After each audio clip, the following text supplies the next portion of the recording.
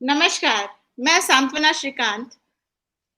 आज हमारी अश्रुत-पूर्वा की परिचर्चा दक्ष में लेकर आई हूँ लेखक कमलेश कमल जी को।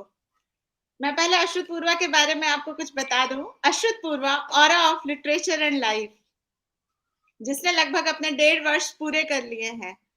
जहाँ युवा चेतना के मुखर स्वर को मंच प्रदान किया है, वहीं दूसरी ओर अनुभवपगी मुख्य धारा को भी हमारा सहयोग मिला है। मतलब हमें उनका सहयोग मिला है एक्चुअली। अश्रुत-पूर्वा अर्थात जो पहले सुना नहीं गया हो। लोग पूछते हैं अश्रुत-पूर्वा का मतलब क्या है? तो अश्रुत-पूर्वा मतलब जो कभी सुना नहीं गया है। नाम के अनुरूप ही हम हम अपने उत्कृष्ट साहित्य को यहाँ पर मंच प्रदान करते हैं और साहित्य अनुरागियों को अपनी रचनाओं का प्रेषित करते हैं। आज के लेखक हैं श्री कमलेश कमल जी। कमलेश जी, आपका स्वागत है। मैं कमलेश जी का आपका परिचय और सबका स्वागत और अभिनंदन। मैं कमलेश जी का परिचय देना चाहूँगी। कमलेश कमल जी अभी डेप्यूटी कमांडेंट हैं, भाषा विज्ञानी हैं। टाइकून इंटरनेशनल द्वारा देश के 25 चर्चित ब्यूरोक्रेट्स में शामिल हैं।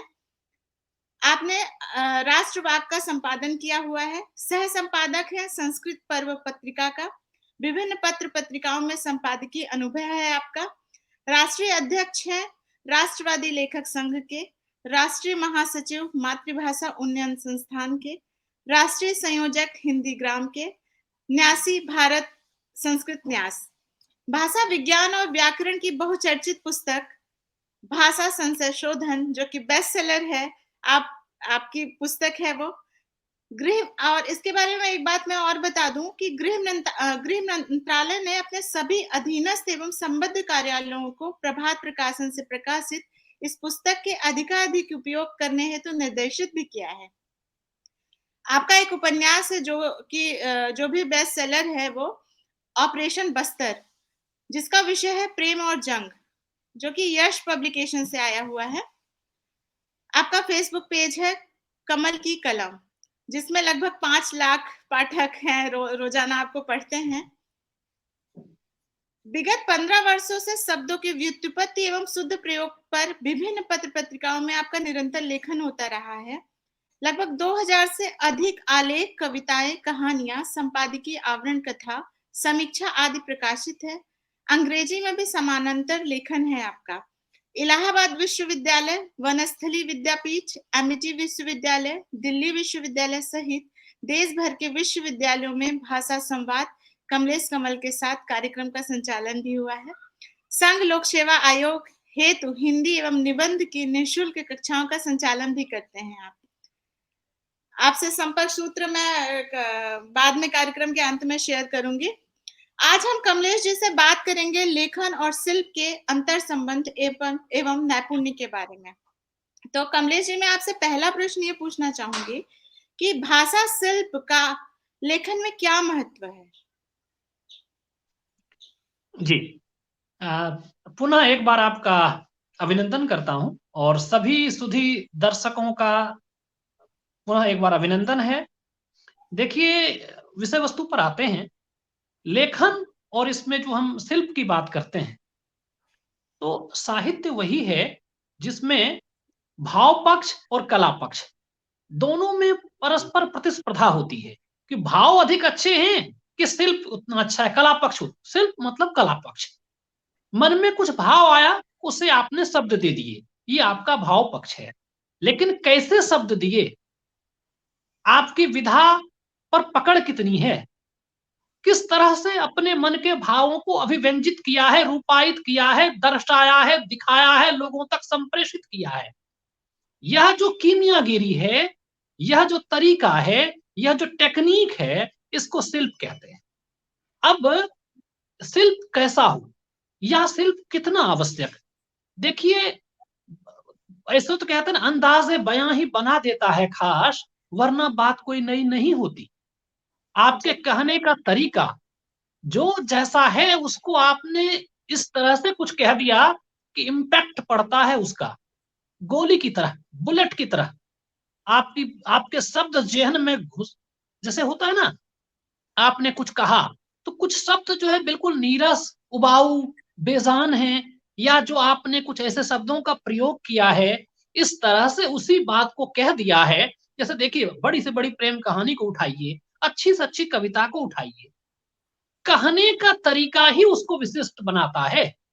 कभी-कभी आपके शब्द कौंधने चाहिए, किलकने चाहिए, कभी हँसने चाहिए, मुस्कुराने चाहिए, कभी दिल में हुक उठनी चाहिए, कभी आँखों से पानी गिरना चाहिए। जब आप अपने शब्दों से ये करें, कैसे करेंगे आप? करने का तरीका क्या है, सामर्थ्य क्या है? वो होते हैं आपके शब्द।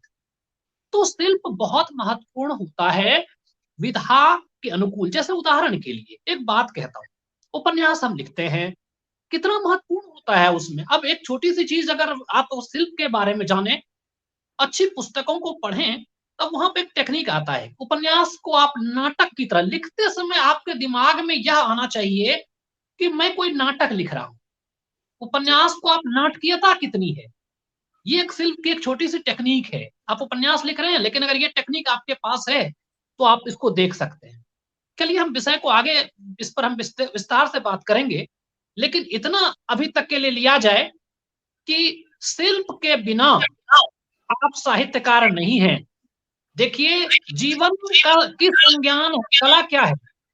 कला जीवन का संज्ञान है और इस जो जीवन के प्रति जैसा संज्ञान आप लेते हैं, कला में दर्शाते हैं और भाषा संस्कृति की सर्वोत्तम उपलब्धि है।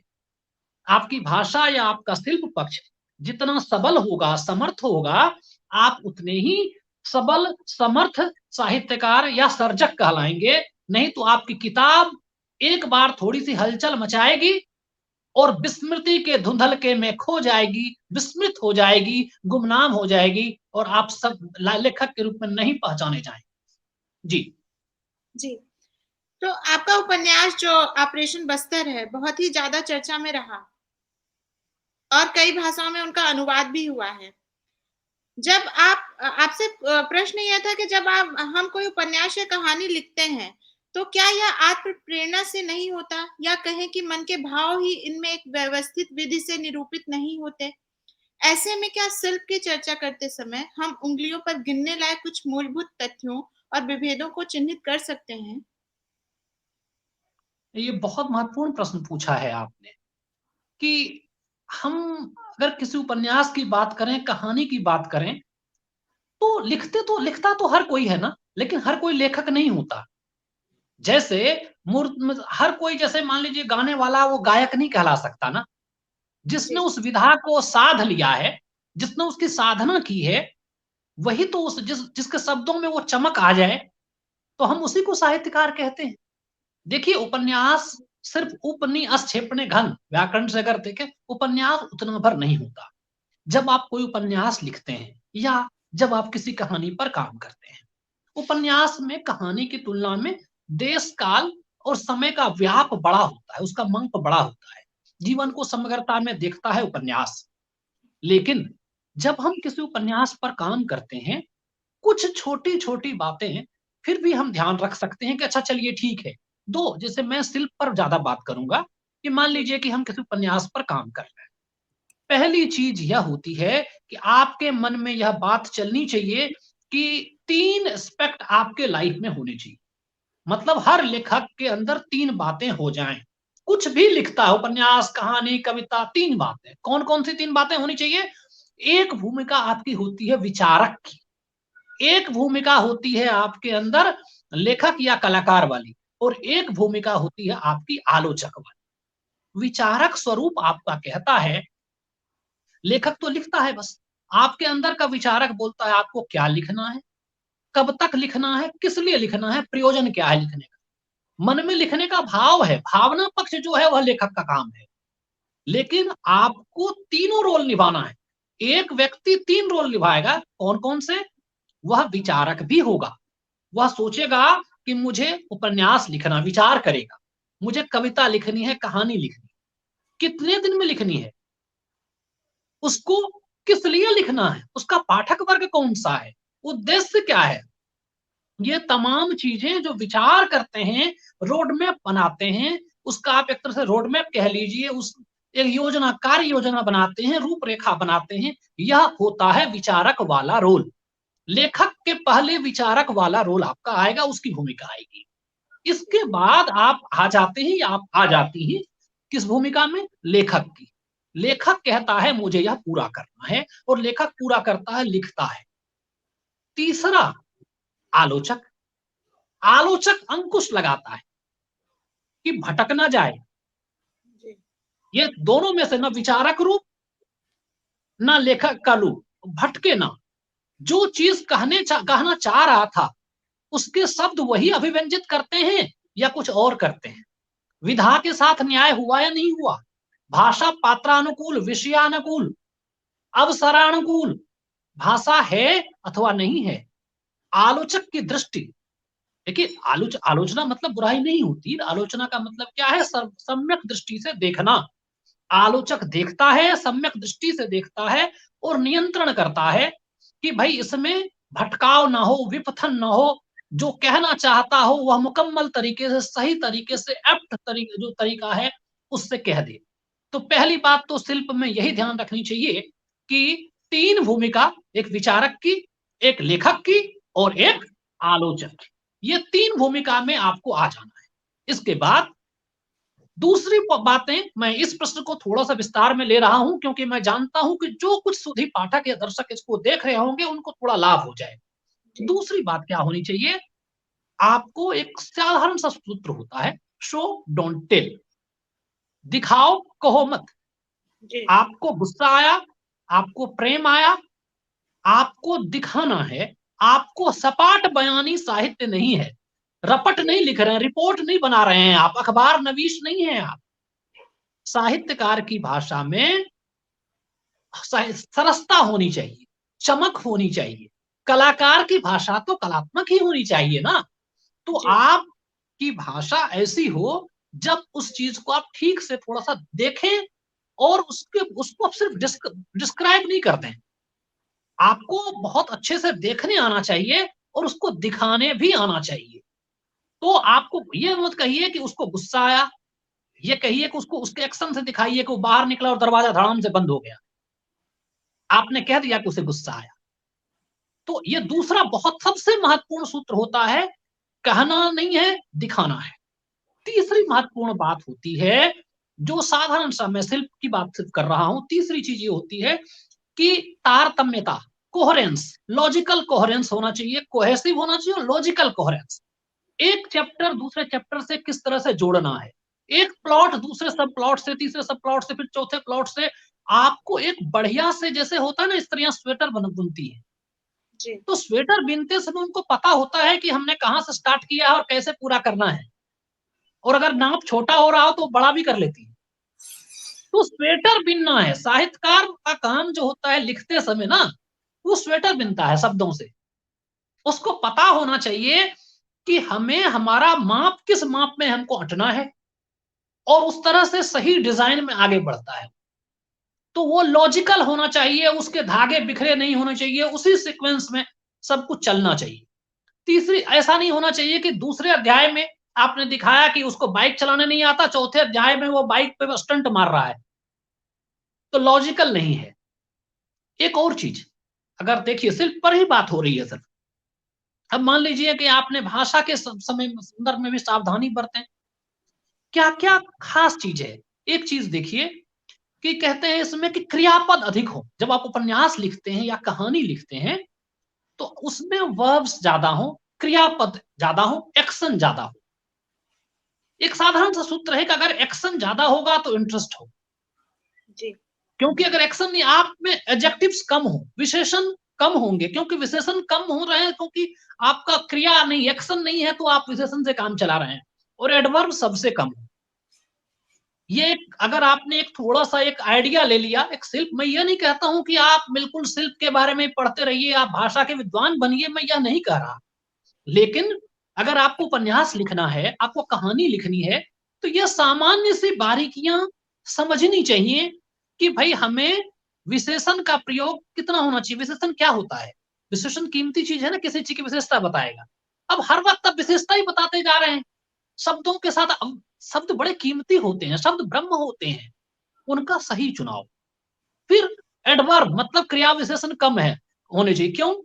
वर्ब कमजोर होते हैं, weak. If your verbs are weak then adverbs are there to reform. तो आपके वर्ब्स एक्शन वर्ब्स होना चाहिए, क्रिया, आपके क्रियापद मजबूत होने चाहिए, सशक्त होने चाहिए, तो आपको एडवर्ब की आवश्यकता नहीं पड़ेगी। तो भाषा लिखते समय तीसरी चीज, भाषा का मतलब यह नहीं है कि संस्कृत निष्ठ हो जाए या उर्दू वाली भाषा हो। पात्र कैसे हैं आपके, उदाहरण के लिए एक छोटी सी बात देखिए कि आपने किसी व्यक्ति को, एक तीन लोग जा रहे हैं, उसमें हो सकता है एक कूड़ा बीनने वाला हो, एक हो सकता है कि ऑफिस जाने वाला, एक कार से जाने वाला व्यक्ति हो, और तीसरी कोई बुढ़िया वहां से गुजर रही है पार्क से रिटायर्ड। अब उसको तीन लोग देखेंगे, तीनों का अगर सोशल स्टेटस अलग होगा, उसका एजुकेशन अलग होगा, तो तीनों उसका डिपिक्शन तीनों का तीन तरह से करेगा। पात्र के अनुकूल, मौसम के अनुकूल, अवसर के अनुकूल, विधा के अनुकूल जब आप ये करते हैं तो लेखन ठीक होता है। और एक चीज और, इसको कहते हैं शिल्प में राइटिंग हुक्स, इंटरेस्ट। यदि आपके पढ़ा स्टार्ट में आपने एक नॉवेल लिखा, जैसे ऑपरेशन बस्तर के बारे में कहता हूं, पहले ये लगभग 70,000 शब्द के थे, फिर मैंने उसको काट के आधा कर दिया, क्योंकि आज, और वो बड़ा मुश्किल होता है। यदि आपको शिल्प की समझ नहीं है, तो मुझे ऐसे लेखक मिलते हैं जो कहते हैं अरे 50,000 वर्ड लिख दिया है और 20,000 वर्ड लिखना है, मेरा नॉवल तैयार हो जाएगा। अब उनको पता ही नहीं है कि अच्छा लेखक शब्दों को कम करता है, और नया लेखक यह सोचता है कि 30,000 तो लिख दिया है, 50,000 लिख दिया, 20,000 और लिख लूंगी और मेरे नॉवल मेरा पूरा हो जाएगा। जी। उनको यह पता होना चाहिए कि लेखन जो है, री writing is the essence of writing. यदि आप शब्दों की काट छांट करेंगे, तब जाकर के उसमें बात आएगी। एक शब्द भी अगर आपके फालतू ना हो, व्यर्थ ना हो, बेकार ना हो, एक्स्ट्रा ना हो, कहते हैं ना कट दोज फैट, शरीर में जैसे फैट हो जाए ज्यादा तो अच्छा नहीं लगता, मोटा व्यक्ति अच्छा नहीं लगता। आपका लेखन भी बल्कि पल्पी नहीं होना चाहिए। आपका लेखन एकदम बिल्कुल, जिसको कहते हैं ना, बिल्कुल फिजिक ऐसा होना चाहिए, आपकी बॉडी ऐसी होनी चाहिए लेखन में, कि लगना चाहिए कि एकदम काटा छांटा तरासा हुआ है। आपके शब्द भी बिल्कुल सटीक लगे, जहां जितनी आवश्यकता हो वहीं हो। इसके लिए आपको राइटिंग हुक्स के भी प्रयोग करने चाहिए, मतलब ड्रामेटाइजेशन। इसीलिए मैंने एक शिल्प की बात कही थी आरंभ में कि उपन्यास लिखते समय या कहानी लिखते समय आपके मन में यह हो कि मैं एक नाटक लिख रहा हूं। कितने संवाद हम वहां लिखने पड़ते हैं, वहां फालतू चीजों के लिए कोई गुंजाइश नहीं होती है। यदि आप उपन्यास लिखते समय इधर से उधर भटक रही हैं, कुछ से कुछ लिखे जा रही हैं, अगर थोड़ा सा ध्यान आ जाए कि इसको अगर नाटक में मंचन किया जाए तो कैसे होगा, यदि यह मंचन करने के योग्य है क्या, नाटक में लिखने लायक है क्या, ये टेक्निक है। तीसरी चीज, एक और चीज कह देता हूं, उसको कहते हैं पॉइंट ऑफ व्यू। लेखक लिख कौन रहा है, हर कोई तो नहीं लिख सकता उसी बात को। तो आप डिपिक्ट, कहानी नरेट कौन कर रहा है, तो कहानी का नरेटर कौन है, उसके आधार पे कहानी चलनी चाहिए। ये भी लॉजिक उनमें होना चाहिए। तो मेरे ख्याल से सामान्य पाठकों के लिए, या सामान्य रूप से जो लोग लिखने की इच्छा रखते हैं, ये कुछ मूलभूत बातें हैं जिनको उंगली पर गिने, क्योंकि आपका प्रश्न था कि उंगली पर गिने जाने लायक कुछ ऐसी बातें हैं जो शिल्प के लिहाज से, शिल्प की दृष्टि से महत्वपूर्ण है। तो अगर आपको लेखन का शौक है, आप लिखना चाहते हैं, तो सबसे पहले इतनी बातों को, अगर हो सकता है एक बार में पूरी बात आपको याद ना हो, इस वीडियो को आप दोबारा देख लीजिएगा। ये महत्वपूर्ण बातें हैं जिस पर ध्यान रखना चाहिए। आप जी। जब भी हम शिल्प की बात करते हैं तो भाषिक शुद्धता का भी बहुत रोल रहता है इसमें, और आपका, मैंने हमेशा देखा है कि आपकी बातों में विशेष आग्रह भी रहता है भाषिक शुद्धता को लेकर। तो यह लेखन के लिए कितना आवश्यक है कि भाषाई शुद्धता होनी चाहिए? देखिए, एक विज्ञान का आदमी, अच्छा वकील कोई होता है, मैं उसको प्रश्न को थोड़ा घुमा के पूछता हूं। एक जी, वकील अगर न्यायालय में बात कर रहा है तो विधि की भाषा में ही बात करेगा, और बिल्कुल, विधि वेत्ता की तरह न्यायाधीश भी विधि की भाषा में बात करेगा। वकील जी, काव्यात्मक नहीं हो सकता। बिल्कुल, एक अभियंता, एक वैज्ञानिक विज्ञान की भाषा में बात करता है, उसकी विशिष्ट शब्दावली होती है। जी, वकील की विशिष्ट शब्दावली होती है, अभियांत्रिकी की विशिष्ट शब्दावली होती है। ठीक इसी तरह से साहित्य की भाषा साहित्यिक होनी चाहिए। और अगर इसमें क्या तो संशय है, अगर एक साहित्यकार जो है वैसा लिख रहा है जैसे कोई गृहिणी लिख रही है, जैसे कोई एक आम आदमी लिख रहा है, तो आपके लेखन में वह साहित्य का तत्व कैसे आएगा? फिर तो डायरी भी एक लड़की औरत लिख रही है, एक लड़की डायरी लिख रही है। लेकिन अगर आप डायरी विधा को साहित्य की तरह लिख रहे हैं, तो वह रोजनामा से अलग होगी, क्योंकि डायरी एक साहित्य की दृष्टि से लिखा जा रहा है कि डायरी हम ये लिख रहे हैं कि आज मैं ऑफिस गई, इतने बजे आई, इतने बजे ऑफिस में ये हुआ, वो भी डायरी है। लेकिन अब रूस में डायरी विधा पर बड़ा काम हुआ है, तो वहां वो अलग हो गया। मन इसी तरह से कविता, हमारे मन में कुछ भाव आ जाएं और हम कविता लिख देते हैं। लेकिन कविता साहित्य के लिए एक साहित्यिक दृष्टि से अगर आपको उत्कर्ष चाहिए, तो फिर वो उसमें बात अलग आएगी। तो भाषा, अगर आप साहित्यकार हैं तो भाषा आपकी बहुत ही सुंदर, सटीक, सारगर्भित, समलंकृत, सुग्राह्य होनी ही चाहिए। भाषा, क्योंकि मैंने शुरू में ही कहा है कि संस्कृति की सबसे बड़ी मतलब किसी सर्वोत्तम उपलब्धि क्या है? वो भाषा है। क्योंकि देखिए, जब आदि मानव भी अपनी गुफाओं में चित्र बनाते थे, मूर्ति गढ़ते थे, तराशते थे पत्थर को, बिल्कुल। भाषा से ही हम अधिक से अधिक लोगों तक संस्कृति के तत्व को अभिव्यंजित करते हैं। तो भाषा जितनी आपकी सुदृढ़ होगी, भाषा जितनी प्रभावशालिनी होगी, जितनी अच्छी होगी, आपका साहित्य उतना टिकाऊ होगा। अच्छा ठीक है, भाषा के प्रति हम आग्रह 1 मिनट के लिए लेते हैं कि नहीं रखते हैं। फिर क्या होता है ये भी देख लेते हैं कि चलिए भाषा के प्रति कोई आग्रह नहीं, भाषा बहता नीर। अच्छा, बहता नीर तो पानी बहता है, लेकिन गटर में गंदगी भी बहती है। भाई गंदगी, बहता नीर के बदले में गंदगी नहीं बहाई है, पानी बहता है। तो भाषा के प्रति अगर आप आग्रह नहीं रखेंगे तो यह होगा कि आप जो लिखेंगे वो फेसबुक पर पोस्ट कर देंगे, 10-20 लाइक मिलेगा, जो आदमी स्क्रॉल करेगा फिर वो अगले पोस्ट पर चला जाएगा। आपने क्या लिखा था उसका कोई इम्पैक्ट नहीं होगा। आप अपनी रचना को किसी अच्छे प्रकाशक को भेजेंगे, वह भी उसको ऐसे ही फिर भेज देगा, क्योंकि आपने ईमानदारी से कार्य नहीं किया है।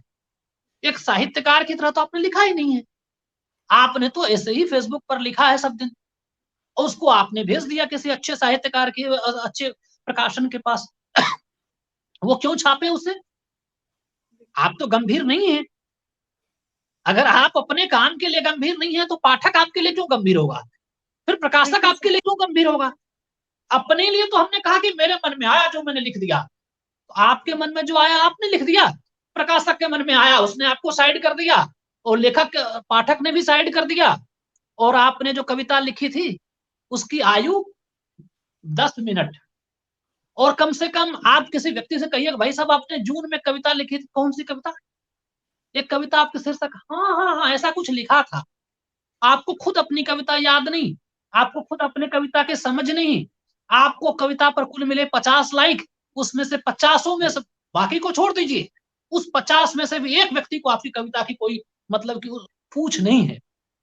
तो अगर आप शब्दों के प्रति आग्रही होते, आप सही शब्दों का चुनाव करते, कम लिखते और अच्छा लिखते, अपने आप को मांझते, चमकाते, शब्दों का चयन एकदम चुन चुन के नगीना जड़ते, अपने कविता में मोती फिट करते, या अपने उपन्यास में अपने पात्रों को संवाद करने लगते। आपके पात्र, मैंने कहा ना कि कुछ पात्र आपके शब्द भी कभी रोएं, किलकें, हंसें, बिहसें, रोएं, एकदम से लगे कि उसमें एक्शन हो, कथ्यात्मकता हो, या ड्रामेटाइजेशन हो।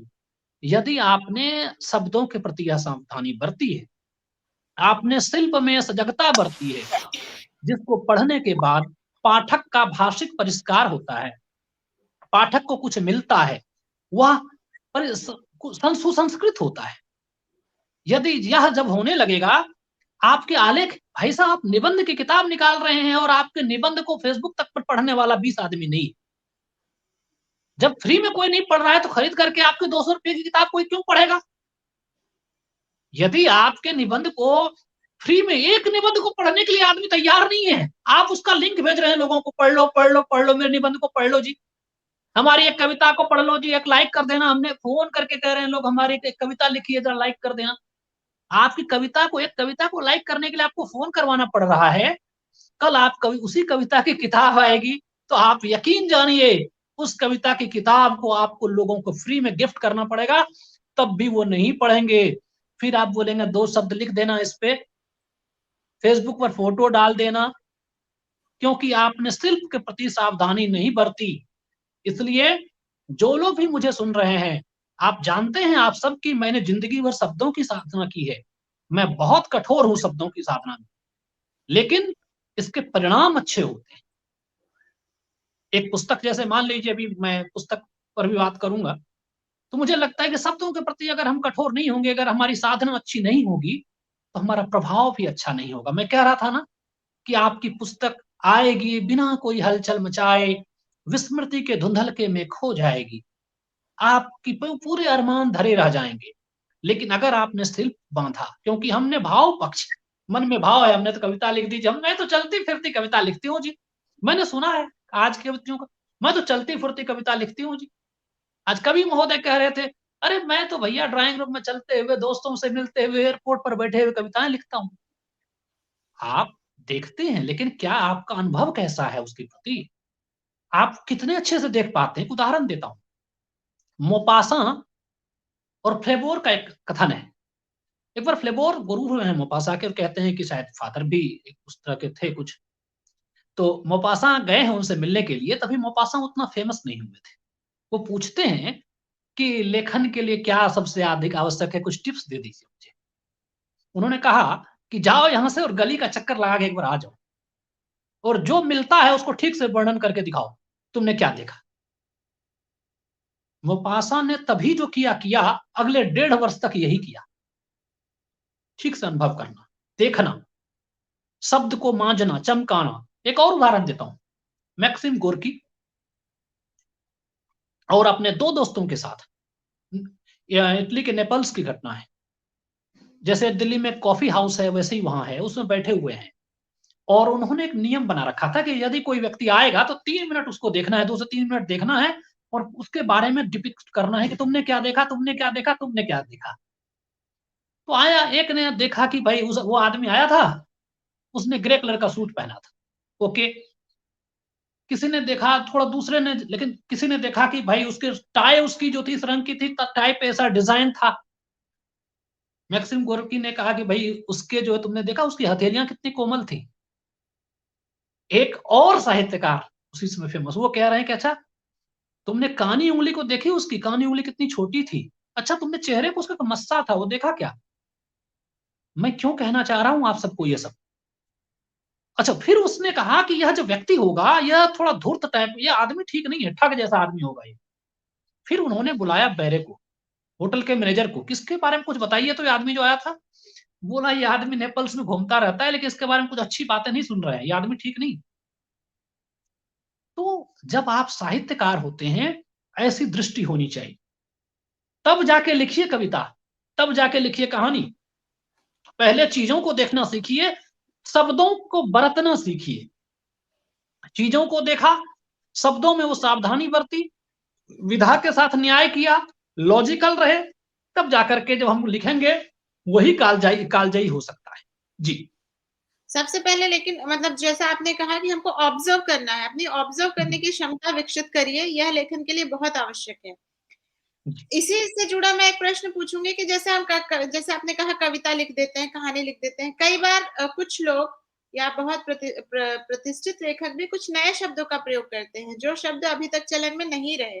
जैसे एक बहुत सामान्य सा उदाहरण दूँगी कि महसूस करना, आजकल महसूसना कहा जाता है। तो इसकी तार्किकता कितना है, इस बारे में आप बताइए हमें? देखिए, कुछ भाषिक प्रयोग होते हैं। अच्छा लेखक शब्दों के साथ खेलता है। कुछ ऐसे शब्द वह क्या करेगा, अगर महसूसना भी प्रयोग करेगा ना, तो वह अपने उन पात्रों के माध्यम से कहलाएगा जो पात्र उसके बड़े बिंदास हैं। उदाहरण के लिए, कोई एक कैरेक्टर होगा उपन्यास में, वो बिंदास लड़की होगी शहर की, वो बोलेगी यार मैं जैसा महसूसती हूं मैं वैसा ही करूंगी। वहां पर आप देखिए, वह, लेकिन अगर वो हिंदी की प्राध्यापिका है, फिर वो उसके माध्यम से यह शब्द नहीं कहलाएगा। वो उपन्यास के परिप्रेक्ष्य में मैं कह रहा हूं कि महसूसना शब्द है। जैसे क्रोधित होना, क्रोधित अगर व्याकरण की दृष्टि से देखें तो आप क्रोधित नहीं हो सकते। हतोत्साहित नहीं हो सकते, क्योंकि व्याकरणिक शब्द है क्रुद्ध और हतोत्साह। आप क्रोधित नहीं होते हैं, आप क्रुद्ध होते हैं। आप हतोत्साहित नहीं होते, आप हतोत्साह होते हैं। लेकिन शब्दों के साथ जैसे अगर देखा जाए तो सृजन शब्द भी गलत है, सर्जन शब्द होगा। लेकिन मेरा यह कहना है कि कुछ भाषा में कुछ छूट, मुख सुख और प्रयत्न लाघव की दृष्टि से कुछ छूट दिए जाते हैं, लेकिन कितना, उस पर एक अंकुश हो, और अंकुश व्याकरणिक हो, भाषा को कैद ना करें हम, यह बात ठीक है। उसमें कुछ नवीनता भी हो, कुछ ऐसे देशज भदेश शब्द भी हो, गांव के शब्द भी हो, लेकिन आपका प्रयोग कौशल ऐसा हो कि उस शब्द को कहां फिट करना है, जो बात बन जाए। अब चाचा शब्द है चाचा, लेकिन व्यंग में कहीं चचा, चच्चा, वो भी लिखा जाएगा। दादा को दद्दा भी तो हम जान के लिखते हैं ना। तो आपका यह छूट किसको मिलनी चाहिए? जिसकी भाषिक पकड़ अच्छी है। मतलब भाषिक पकड़ अच्छी है तो महसूस करना को महसूस, लेकिन आ ही नहीं रही है, भाषा पर पकड़ ही नहीं है, शब्द की सजगता ही नहीं है, और वो कह रहे हैं मैं तो कुछ भी लिख देती हूँ। ये ठीक नहीं है। आप उसी शब्द को, अगर आपको इस तरह के कुछ शब्दों के प्रयोग करने हैं, तो समझदार लेखक या समझदार लेखिका वह ऐसे पात्रों के माध्यम से यह कहलाएगा जिस पर वो सूट करेगा। तो यहाँ वो पर प्रयोग कौशल का विकास होना जरूरी है, ऐसे शब्दों निश्चित को रूप से बिल्कुल सही शब्द आपने यहाँ देखिए, बीज शब्द आपने रख दिया, प्रयोग कौशल। प्रयोग कौशल होना चाहिए, अवसरानुकूल होना चाहिए। ऐसा नहीं होना चाहिए कि हमें कहना कब कहना था। एक बहुत बड़े, मान लीजिए यही महसूस न शब्द, जैसे मैंने कहा कि एक लड़की, एक बिंदास सी लड़की है, कोई पात्र है, उसने कह दिया कॉलेज में है, यार मैंने जैसा महसूसती हूँ बोलती हूँ, अच्छा लग रहा है। अब वही अगर मान लीजिए हिंदी की प्राध्यापिका है और वो कह रही है तो अच्छा नहीं लग रहा है। कौन कह रहा है? कह तो रहा है लेखक ही हर किसी के माध्यम से, लेकिन लेखक वह किससे कहला रहा है, यह बहुत महत्वपूर्ण होता है। कुछ प्रयोग होने चाहिए, लेकिन वह प्रयोग करते समय आपको अपना कर्तव्य भी तो दिखाना है कि आप शब्दों पर आपकी पकड़ है, कर्तव्य दिखाना चाहिए, कलाकारी कीमियागिरी आपके पास होनी चाहिए। इसी उत्तर का क्रम आगे बढ़ाते हुए एक प्रश्न मेरा है कि जैसे हम जब भाषाई शुद्धता की बात करते हैं तो बड़ा क्लिष्ट प्रतीत होता है और यह जन सामान्य से जुड़ नहीं पाता, और जब ये कहते हैं कि जन सामान्य के लिए लिख लेते हैं तो वो बहुत ही मतलब उसका स्तर लगता है कि बड़ा न्यूनतम हो गया है। तो इन दोनों के बीच संतुलन कैसे स्थापित किया जाए? देखिए, करने का कौशल तो करने से ही आएगा। आपको जो आपका गेम है, जैसे जो धावक है या धाविका है वो दौड़ते हैं ना, उसका अभ्यास करते हैं। डांसर जो होते हैं वो डांस की प्रैक्टिस करते हैं। नर्तक मतलब नृत्य की। इसी तरह से वैज्ञानिक अपने विज्ञान में, चिकित्सक चिकित्सा के क्षेत्र में, लेखक को अपने फील्ड में उसको खूब प्रैक्टिस करनी चाहिए। जिसको चेखव कहते थे ना कि अगर काट पीट खूब कीजिए नहीं तो आप लिख नहीं, काट पीट नहीं कर पाते हैं तो इसका मतलब आपके अंदर लेखन का टैलेंट नहीं है।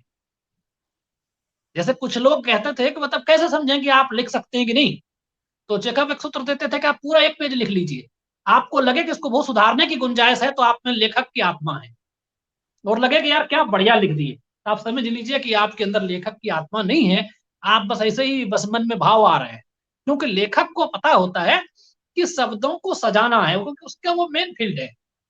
वो शब्द सजाएगा, इसको उठा के ये बदल दिया, वहां से एक पैरा उठाया यहाँ रखा, काट पीट करेगा, सजाएगा, संवारेगा, सावधानी बरतेगा, रिप्लेस करेगा। तो यह होता यही है कि हमारा जो फील्ड है हम उस पर खूब काम करें। धीरे धीरे संतुलन आता है। एक दिन में आप सर्वोत्तम नहीं लिखने लगेंगे, जैसे एक दिन में कोई शल्य चिकित्सक एक दिन में अच्छा ऑपरेशन नहीं करने लगेगा। वो हजारों ऑपरेशन करता है तो हम लोग कहते हैं उस डॉक्टर का हाथ बड़ा बढ़िया है, उसके यहाँ पेशेंट कोई मरता नहीं है, ठीक हो गया आता है। कहते हैं उस डॉक्टर के पास नहीं जाना, उसकी ओटी में जो घुसा वो ठीक से लौटता नहीं है। तो लेखक जितने ज्यादा ऑपरेशन करता है डॉक्टर उतना ठीक होता है। लेखक भी धीरे धीरे संवरता है, सजता है, उसका कौशल बढ़ता है, दक्षता बढ़ती है, उसका नैपुण्य आता है, कुशलता आती है, उसको उसमें गांभीर्य आता है, दक्षता आती है, प्रावीण्य आता है। तो जब आप शब्दों से यह खेलने लगते हैं, शब्दों के प्रति एक सावधानी बरतते हैं, तो धीरे-धीरे आपके कौशल का विकास होता है, अभिवर्धन होता है। एक दिन में आप सर्वोत्तम मत करिए, लेकिन खूब पढ़िए। अच्छे लेखकों को जब आप पढ़िएगा, उनसे बहुत कुछ हम कोई भी व्यक्ति अगर जो हमें लिखना है, जैसे मान लीजिए कि अगर मुझे किसी फ़ील्ड में लिखना है, तो मैं क्या करूँगा? उस फ़ील्ड के बारे में पढ़ूँगा। अगर मैं पढ़ूँगा तो अच्छा लिख पाऊँगा, नहीं पढ़ने से कैसे होगा? और फिर कुछ चीज़ों को छोड़िए। छोड़ने का मतलब अगर आपने सोचा कि मुझे सब कुछ करना है, तो लेखन फिर आपके लिए नहीं है। मतलब आपको एक अनुशासन चाहिए। लेखन अनुशासन की माँग करता है। आपको क्या लिखना है? कैसे लिखना है? जो विचारक वाली भूमिका मैंने आरंभ में कहा था, हर व्यक्ति के अंदर एक विचारक होता है, एक लेखक और एक आलोचक। आलोचक। तो आपको एक देखते रहना होगा कि मुझे क्या लिखना है, किस विषय में लिखना है, कब तक लिखना है। फिर धीरे-धीरे आपको समझ में आना चाहिए कि ये विधा हमारे लिए नहीं है, उसको हम छोड़ देंगे। इसके बाद लेखन की किस कीमत पे मैं करूँ? हमारे लेखन की सफलता के लिए पूरी दुनिया नहीं है भाई, वो हमारी ज़िम्मेदारी है। हर कोई हमें प्रमोट करे, हर कोई हमारा हौसला बढ़ाए, क्यों? लोगों ने ठेका ले रखा है आपका हौसला बढ़ाने का। आपको हौसला नहीं है, आप मत लिखिए। लेकिन ये आपने चुना है अगर लेखन का फ़ील्ड, तो लोग आपका हौसला बढ़ाएँ, ये सब बातें छोड़ दीजिए। आपको एक विचारक की भूमिका, आलोचक की भूमिका, लेखक की भूमिका स्वयं निभानी है। आपको अपना रोड मैप होना चाहिए। आपके पास आपकी कार्य योजना होनी चाहिए कि मुझे ये लिखना है, ऐसे लिखना है। अनुशासन होनी चाहिए। अनुशासन के बीच आप काम कीजिए कि भई मुझे इस तरह से और कई चीज़ें कि फिर आपको डांस भी कर लेना है, आपको साथ में चित्रकारी भी करनी है, आपको खाना भी खूब मतलब लगता है कि बनाने हैं। नहीं, संकेंद्रित कीजिए। कला संकेंद्रण की माँग करती है जैसे वैज्ञानिक।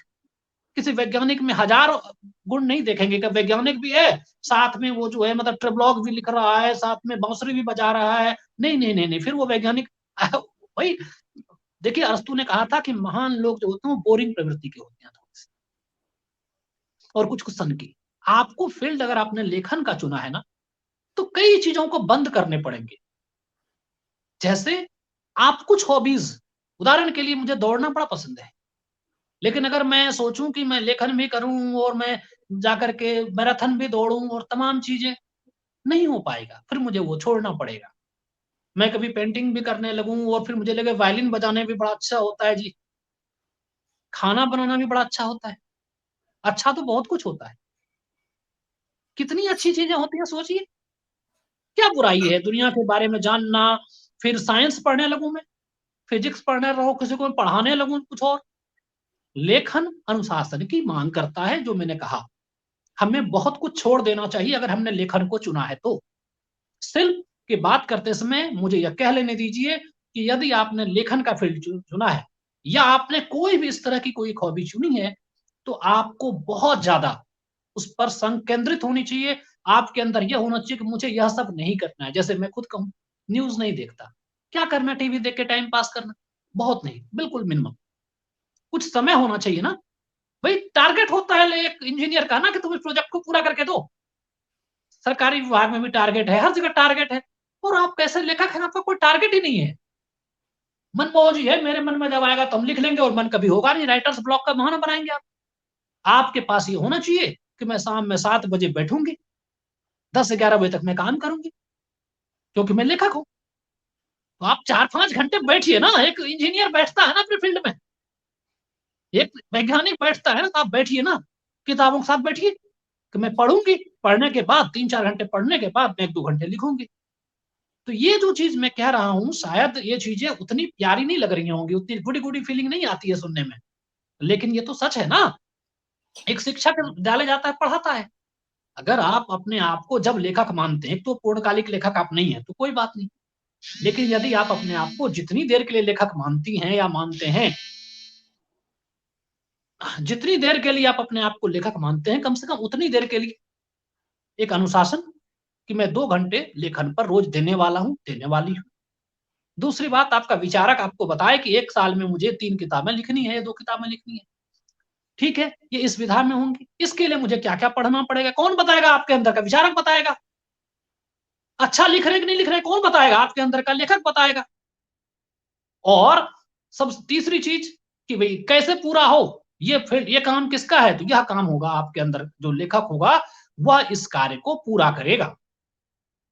यह बहुत आवश्यक होता है कि हम इस चीज पर ध्यान रखें कि लेखन से जुड़ी हुई जो भी चीजें हमारे अंदर हैं। आपका कनेक्शन थोड़ा कट गया था मुझे लग रहा है। तो लेखन से जुड़ा हुआ एक अनुशासन की बात मैं कर रहा था कि अनुशासन होना चाहिए, अनुशासन के बिना लेखन संभव ही नहीं है। जी। जी, तो मेरा अगला प्रश्न ये था कि आपकी बेस्ट सेलर पुस्तक जो है भाषा संशय शोधन, गृह मंत्रालय ने अपने अधीनस्थ कार्यालयों को अनुशंसित किया है इस पुस्तक के लिए और आपने इसमें विशेष ध्यान दी। एक सेकंड, थोड़ा जी इंटरप्शन है। जी।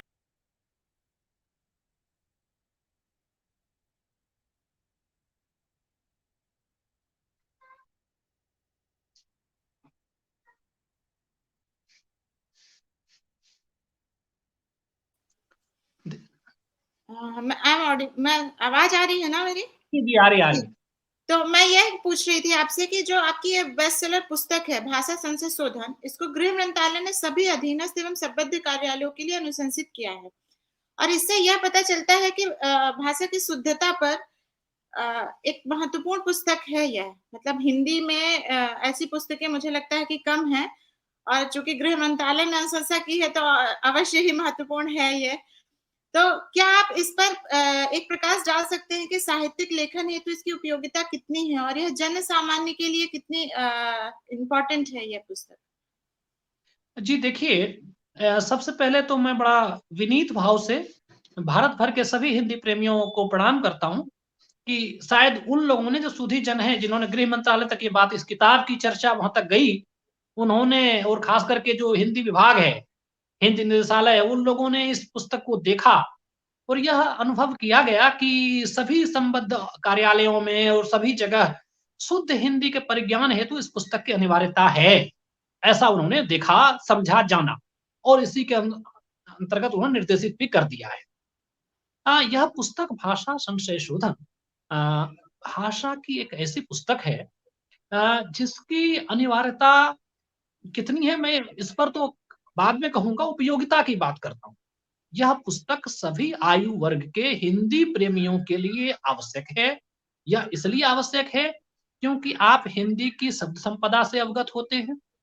जो सामान्य अशुद्धियां आप करते हैं, वाचिक अशुद्धि बोलने में आप क्या गलत करते हैं उसके बारे में है। आप जो कह रहे हैं क्या उसका वही मतलब निकलता है? गोली से पर और के ऊपर में क्या अंतर है? आरंभ प्रारंभ में क्या अंतर है? अंत समाप्त में क्या अंतर है? शब्द बने कैसे हैं? उन शब्द खुद शब्द की उत्पत्ति क्या है? व्याकरण में कहाँ चंद्र बिंदु लगना है, कहाँ अनुस्वार लगना है, कहाँ नुक्ता लगना है, कहाँ नहीं लगना है, जहां कहाँ हलंत लगना है, कहाँ नहीं लगना है। आप कहते हैं हलंत की आवश्यकता नहीं है, जगत लिखा, जगत मतलब संसार है, हलंत लगाएंगे तब, नहीं तो जगत मतलब कुएं का चबूतरा। तो कितना? चीजें यही है, जब आप नहीं लगाएंगे बाकी, और अगर बाकी उसमें क के नीचे आपने नुक्ता लगाया तो शेष है बाकी। तो ये जो चीजें हैं अगर आपको नहीं पता है बाकी बाकी बाकी में क्या अंतर है, तो आप शब्दों के बारे में व्याकरणिक संशय हो, व्युत्पत्तिगत संशय हो, अर्थपरक विभेद हो, क्योंकि देखिए हर शब्द अलग अलग है। ऐसा नहीं होता है कि जहां स्त्री रखे वहां कामनी लिख दें। स्त्री अलग है, कामनी अलग है, भार्या अलग है, पत्नी अलग है, महिला अलग है, औरत अलग है। हर शब्द हम माता, जननी, अम्बा सभी सब अलग हैं। तो थोड़ी सी शब्द सजगता आती है, आपको पता लगता है कहाँ आरंभ लिखेंगे, कहाँ प्रारंभ लिख देंगे, कुछ भी कहीं अंत कहीं समाप्त, कोई अंतर तो होता होगा। यह पुस्तक इसलिए पढ़ाई जाने के लायक है कि आपको एक संशय नहीं लगा, आप लिखें क्या, पराठा कैसे लिखें, वो पना कैसे है, कहाँ से आया है। थोड़ा सा मतलब कोई भी शब्द को आप लेते हैं, जैसे हम उपरोक्त लिखते हैं उपर्युक्त होता है। अब बारात या बारात, इस तरह के भी 750 शब्दों की एक सूची है अंत में, कि आपको पता लगता है कि अच्छा सही रूप ये है, यह अशुद्ध है। जैसे हम कहते हैं धूम्रपान, वह गलत है, धूमपान शब्द होगा व्याकरणिक दृष्टि से। अच्छा। अच्छा मान लीजिए कि कोई अगर नहीं लिखता है, उसको भी लाभ होगा। कोई लिखता है, फेसबुक पर टिप्पणी कर रहा है, व्हाट्सएप पे लिख रहा है, उसको भी तो लाभ होगा ना इस पुस्तक को पढ़ने से। अच्छा, अगर अच्छे-अच्छे साहित्यकार हैं, लेकिन वो साहित्य में लिख तो रहे हैं, लेकिन शब्द सजगता नहीं है, अशुद्धि कर रहे हैं। उन्हीं को इससे लाभ हो जाएगा। उनको पता लग जाएगा, पश्चात में हलंत लगता है, उनको पता लग जाएगा। महत्व में 2 बार तो होगा। तो लोग कहेंगे कि भाई लेखक ने होमवर्क किया है, लेखक खुद पढ़ा हुआ है। तो मैं यह तो नहीं कहूँगा कि अनिवार्यता कितनी है, लेकिन उपयोगिता तो निश्चित रूप से सभी आयु वर्ग के, सभी हिंदी प्रेमियों के लिए यह एक आवश्यक पुस्तक है। अगर आप साहित्य से जुड़े हैं, संबद्ध हैं, तो मुझे लगता है कि अगर आप इस पुस्तक को पढ़ेंगे या पढ़ेंगी, तो आपको इसका लाभ होगा। शब्द के प्रति एक आपका चैतन्य होंगे, शाब्दिक सजगता बढ़ेगी, आपका शब्द वैभव, हिंदी का जो शब्द संपदा है, शब्द का वैभव है, उससे आपका परिचय होगा, उसकी अनुभूति होगी आपको, और इससे शब्द सामर्थ्य आपका बढ़ेगा। और इससे क्या होगा? प्रभावोत्पादकता बढ़ेगी, आप प्रभावशालिनी होंगी। जी। आप कविताएं भी लिखते हैं, तो मैं कविताओं से जुड़ा एक प्रश्न पूछना चाहूंगी कि जी। आप समकालीन कविताओं को किस प्रकार देखते हैं? और लोग हमेशा आजकल कंप्लेन कर रहे हैं कि उनकी पठनीयता कम हो गई है और कविताओं की किताबें कोई खरीद नहीं रहा है, बिकती नहीं है, तो इस पर आपकी राय क्या है? देखिए, बड़ा महत्वपूर्ण प्रश्न है, और कहा जाए कि इस विवादित प्रश्न भी, लेकिन ये तो सच्चाई है ना, ये तो सच्चाई है। उस व्यक्ति को लाइए जो कह रहा हो किताबें खूब बिक रही हैं कविता की। इसको तो मानना पड़ेगा, चाहे आप पक्ष में हो, विपक्ष में हो। लेकिन सत्य तो इतना तो है कम से कम कि कविता की पुस्तकें नहीं बिक रही हैं, या अपेक्षाकृत बहुत कम बिक रही है। 1-2 अपवाद, अगर मान लीजिए किसी कुमार विश्वास या किसी ऐसे 1-2 व्यक्ति की किताब कविता की बिक जाए, बस इतना ही। हिंदी का करोड़ों का पाठक वर्ग है, विश्व में सबसे अधिक पढ़ी जाने वाली भाषा है यह। हिंदी भाषी, अभी जो न्यूयॉर्क की रिपोर्ट है, जिसके आधार पर विश्व में सबसे अधिक बोले जाने वाली भाषा हिंदी है। मतलब 70-80 करोड़ लोग जिस भाषा को बोलते हों, और वहां पर कविता लिखी जाती है, और उस कविता की 500 प्रतियां नहीं बिकती, कई कवि मिल करके साझा कविता संग्रह छपवाते हैं, उसके 200 प्रतियां, और उसमें से आपस में कवि और कवित्री बांट लेते हैं 50-50 प्रति, और वो भी लोगों को गिफ्ट कर देते हैं। यह तो है समकालीन कविता की स्थिति। यह कवित्व विहीन कविता का वह दुर्धर्ष काल है, जहां पर कविताएं प्रचुर मात्रा में लिखी जाती हैं, कवि बहुत हैं, असंख्यात कवि और कवित्रियां हैं, कवित्रीगण हैं, लेकिन कविता के पाठक खोजे नहीं मिलते, कविता का आस्वादन नहीं होता। इसके पीछे कारण सबसे पहले यह है, कविता किसके लिए है? वो कह रहा है मेरे मन का भाव, तो आपके मन का भाव अपने पास रखिए, हमें क्यों दिखा रही हैं? अगर यह सिर्फ आपके मन के भाव हैं, तो यह कविता कैसे? साहित्य तो सहित का भाव होता है, सोहितस्य भावमिति साहित्यम। आपके अंदर कवित्व भी है, यह सिर्फ आपके मन का भाव है कि इंटर बटन दबा दबा के कविता लिखी जा रही है।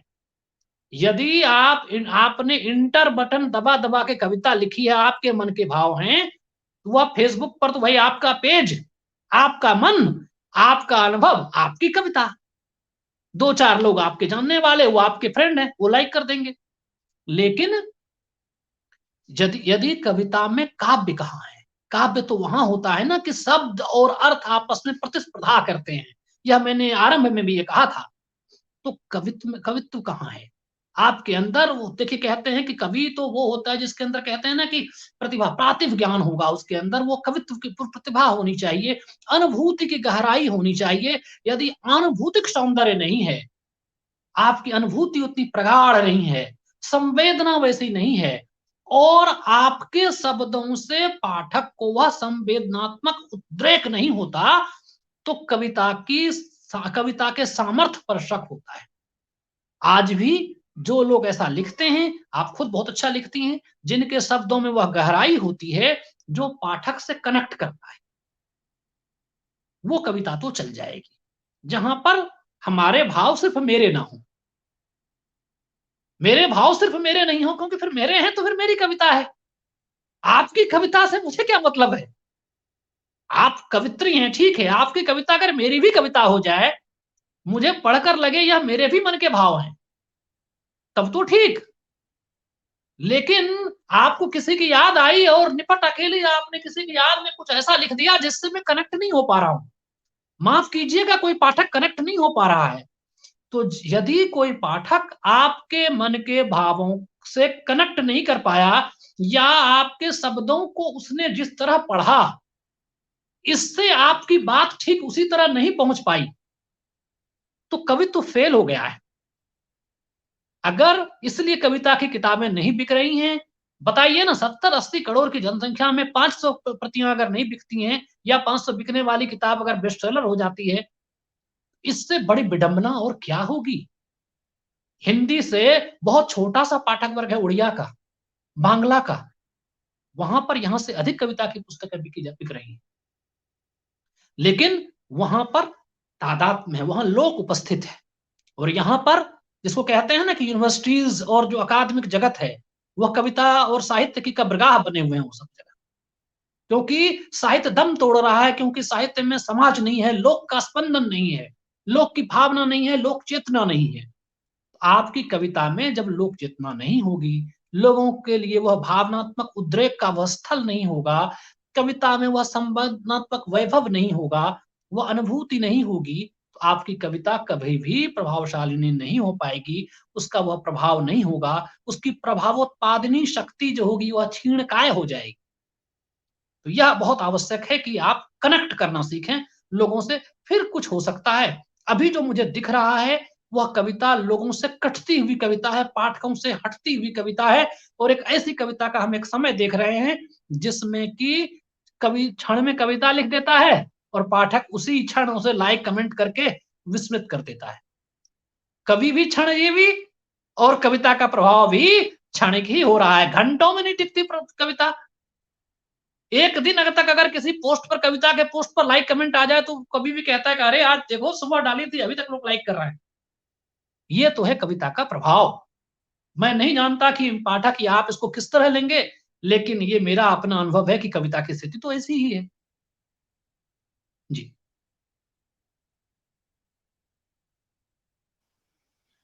हाँ, आपने साथ में इस उत्तर में एक बेस्ट सेलर की भी बात कही थी कि 500 लोग पढ़ते हैं और किताब बेस्ट सेलर हो जाती है। तो ये बेस्ट सेलर की अवधारणा के बारे में आपका क्या कहना है? देखिए, बेस्ट सेलर तो ऐसे तो पाश्चात्य जो है ये अवधारणा है, जिसमें हम ये कहते हैं कि किताबों के बीच कुछ किताबें अधिक पढ़ी जा रही हैं। मतलब जितनी पुस्तकें उस समय बाजार में उपलब्ध हैं या मान लीजिए अमेज़न पे उपलब्ध हैं, लिस्टेड हैं, उनमें से किसी पुस्तक को अगर अचानक से, जैसे उदाहरण के लिए ऐसा संभव है कि एक किताब मात्र 100 प्रति बिके और वो बेस्ट सेलर हो जाए। एक ही दिन मान लीजिए अचानक से आपकी किताब आती हो और उसको मान लीजिए आपके 100 मित्र को आपने कह दिया कि भाई तुम सबको खरीदना है, और सबने आपका प्रति आपका एक प्रभाव है, उसने बोला मैं पेमेंट भी कर दूंगा खुद ही। अब 100 लोग अगर एक साथ किताब का कोई खरीद रहे हैं, एक बार तो बेस्ट सेलर हो ही जाएगी किताब। तो बेस्ट सेलर एक टेक्निक भी होता है तो यह कॉन्सेप्ट, लेकिन बेस्ट सेलर कई बार एक जुगाड़ की तरह कार्य करता है कि जी, बेस्ट सेलर का एक लेवल ले लेना है और फिर इसको भुनाना है, जबकि यह लेखक या अच्छा है या बुरा है इस पर बात नहीं हो सकती। बेस्ट सेलर किताब के अच्छे होने या बुरे होने का प्रमाण भी नहीं हो सकता, लेकिन इससे एक चीज पता लगता है कि यह किताब उस समय में अधिक से अधिक बिक अवश्य रही है।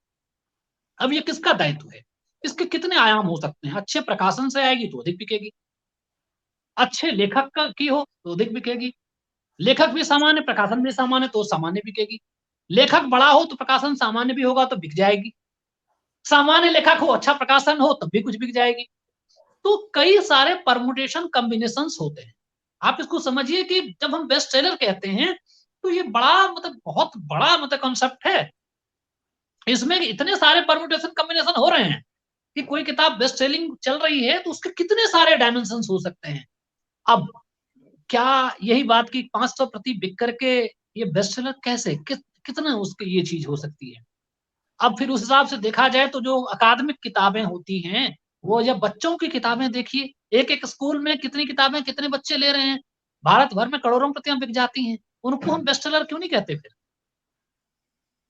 उनको बेस्ट सेलर उस पर तो नहीं लगता।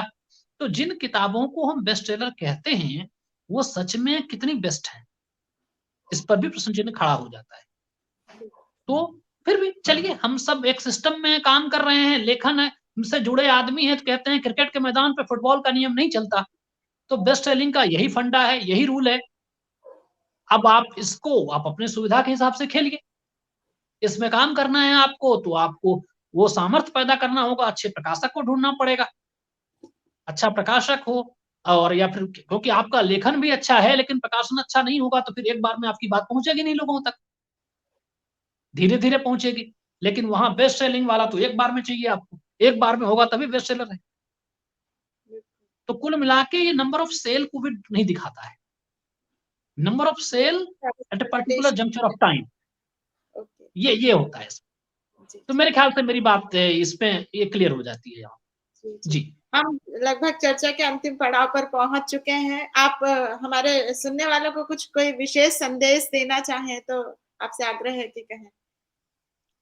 जितने भी लोग मुझे सुन रहे हैं, मैं फिर से हाथ जोड़ के कहता हूँ कि शब्दों पर जब बात करते समय हो सकता है कि मेरे शब्द थोड़े-से आपको लगे कि शुद्धतावादी आग्रह थोड़ा-सा ज़्यादा है मेरा, लेकिन यह भरोसा रखिए, यह विश्वास जानिए कि आपको शब्दों के प्रति अगर आप लेखन से जुड़े हुए हैं, तो भई ये कोई वैज्ञानिक विज्ञान की शब्दावली में बात करता है, तो लेखक को लेखन की भाषा में बात करनी चाहिए। साहित्यकार की भाषा, साहित्यिक कलाकार की भाषा, जिसमें एक कलाकारी दिखनी ही चाहिए। ये छूट आप नहीं ले सकते कि भाई मेरा मन सहजता देखिए लेखन का मतलब दुरूह होना नहीं होता, लेकिन सुंदर होना तो है ही। दुरूह मत लिखिए, लेकिन सुंदर लिखिए। प्रभाव पड़े, आनंद आए और वैविध्य हो, उसमें विविधता हो, variety the spice of life. तो लेखन में वैरायटी आप जो लिखें, उसके कई सारे डायमेंशंस हों, खूब पढ़ना चाहिए। जब खूब पढ़ के लिखेंगे, होमवर्क करके लिखेंगे, रीराइटिंग करेंगे, तब जाके हमारी बात अच्छी होगी। और बाकी मेरा पेज है कमल की कलम, बहुत सारे लोग 5-6 लाख लोग उसको पढ़ रहे हैं, 50-60 हज़ार लोग उसको फ़ॉलो करते हैं रेगुलर, लेकिन 5 से 6 लाख लोग पढ़ते हैं। उस पर मैं शब्दों की उत्पत्ति पर ही बात करता हूँ और कुछ लेखन से जुड़ी हुई बात, रचनाधर्मिता से जुड़ी बात करता हूँ। भाषा संशय शोधन को आप लोगों ने प्यार दिया है। बाकी मेरा नंबर है, मोबाइल नंबर है व्हाट्सएप वाला फ़ोन कॉलिंग पर तो नहीं हो सकता, लेकिन मेरा व्हाट्सएप नंबर है 7051734688 ये टिप्पणी में भी बाद में दे देंगे आप। तो हाँ, कमेंट इस तरह बॉक्स का में कुछ है तो यदि कोई संशय है या कुछ ऐसी बात है तो की जा सकती है। लेकिन हाँ, व्याकरणिक संशय से भी संबंध में ये होता है कि कई बार लोग रात के 12 बजे भी क्वेश्चन पूछते हैं, उनको लगता है क्वेश्चन भेजे नहीं इधर से आंसर दूँगा। लेकिन जहाँ 5, 6, 7 लाख लोग मुझे देख रहे होते हैं, पढ़ रहे होते हैं, तो एक साथ शायद एक ही दिन में मुझे 200 प्रश्न आते हैं। तो ये आवश्यक नहीं है कि मैं हर चीज़ का उत्तर दे दूँ, लेकिन यदि कुछ ऐसा है जो कि सामान्य व्याकरण की पुस्तक में नहीं मिल रहा है, तो आप मुझे संपर्क कर सकते हैं, फिर मैं उस पर बात करूँगा। आप सब अपना स्नेह देते रहिए, अशुद्ध प्रवाह से जुड़े हुए हैं, एक अच्छा प्लेटफ़ॉर्म है और आप खुद बहुत अच्छा काम कर रही हैं, तो आपको मेरा एक बार प्रणाम है कि साहित्य में बहुत कम समय में अशुद्ध प्रवाह ने एक जगह बनाई है अपनी विश्वसनीयता के लिए, अपनी गुणवत्ता के लिए। अभी मैं देख रहा था आपको अशुद्ध काव्याटन में भी बहुत अच्छा कार्य कर रही थी आप। तो आपको स मंगल कामनाएँ हैं और सभी सुधी दर्शकों को मेरा प्रणाम है।